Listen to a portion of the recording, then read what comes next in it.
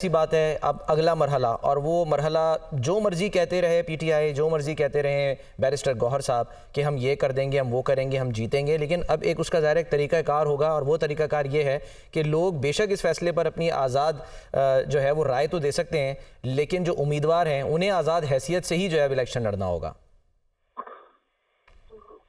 बहुत शुक्रिया, ये बिल्कुल दुरुस्त बात है। अब उनके पास कोई ऑप्शन नहीं है सिवाय इसके कि उनके जो नामजद उम्मीदवार हैं वो अपने अपने सिंबल पे आज़ाद हैसियत पे इलेक्शन लड़ें, और जहां वो जीत जाए उसके बाद वो असेंबली में आए और यहाँ एक कॉमन पार्लिमानी पार्टी बना के फिर से दोबारा अपने आप को एक पार्टी के तौर पे ऑर्गेनाइज करें।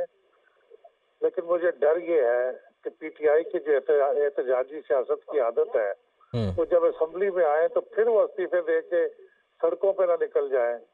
इमरान खान साहब ने जो गलतियां की हैं उनसे अगरचे उनके मेंबर्स को मोहब्बत तो बहुत है, लेकिन वो जरा बैठ के गौर करें तो असेंबलियों से इस्तीफा देना, दो हुकूमतों को बर्खास्त कर देना और एजिटेशन मुस्तकिल करते रहना, इसने पार्टी को इस मकाम पे पहुंचाया है। तो अब आने वाले दिनों में पार्टियां ऊपर नीचे होती रहती हैं, डूबती हैं, उभरती हैं, कभी फना नहीं होती। अगर अवाम की सपोर्ट हासिल है तो वो मौजूद रहती है। तो इस इलेक्शन में भी इतनी तादाद में उनके मेंबर मुंतखब हो जाएंगे कि वो एक स्ट्रांग अपोजिशन के तौर पे उभरेंगे, और अगर वो अपने आप को ठीक तरह से कंडक्ट करेंगे तो अगली असेंबलियों के अंदर वो हो सकता है सर ये बताइएगा तो हुकूमत बना सके। अच्छा, और अगर सेंटर में हुकूमत पे नहीं आएंगे यकीनन, लेकिन वो एक स्ट्रांग अपोजिशन बन सकते हैं, और हो सकता है कि वो वक्त से पहले जो हुकूमत बन चुकी हो उसको भी टॉपल कर दें, जिस तरह से पीटीआई की हुकूमत टॉपल हुई है।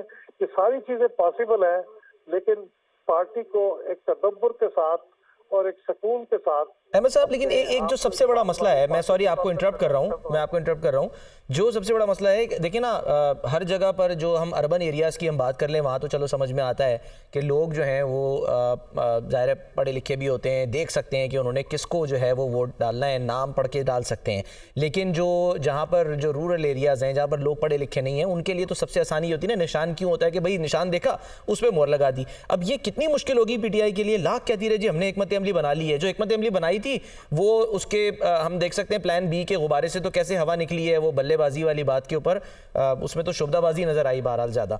आपको क्या लगता है कि ये कितना मुश्किल हो जाएगा एक वोटर के लिए ये फैसला करना कि जी हमारे हल्के का, इलाके का, हमारे जो भी यानी कि जो इलाका है उसका वोटर है कौन जिसका ताल्लुक पीटीआई से है?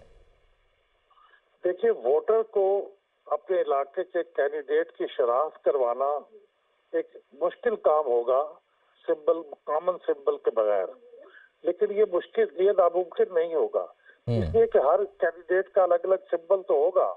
अब ये टेक्नोलॉजी के ऊपर जो पीटीआई को दस्तरस हासिल है वो हर कॉन्स्टिट्यूएंसी के अंदर, वोटर्स के अंदर बार बार सोशल मीडिया के जरिए दूसरे अजरिए से उनको बता सकेंगे कि हमारा उम्मीदवार कौन है, और लोगों तक पहुंच जाएगा। असल नुकसान वो नहीं है, असल नुकसान तो रिजर्व सीट्स का है। 226 सीटें हैं कौमी असम्बली और सूबाई असम्बलियों की, जिसमें से एक भी सीट अब इनको नहीं मिलेगी। तो इन सीटों के ना होने से वो हुकूमत तो नहीं बना सकते, उनका बहुत बड़ा नुकसान हो गया।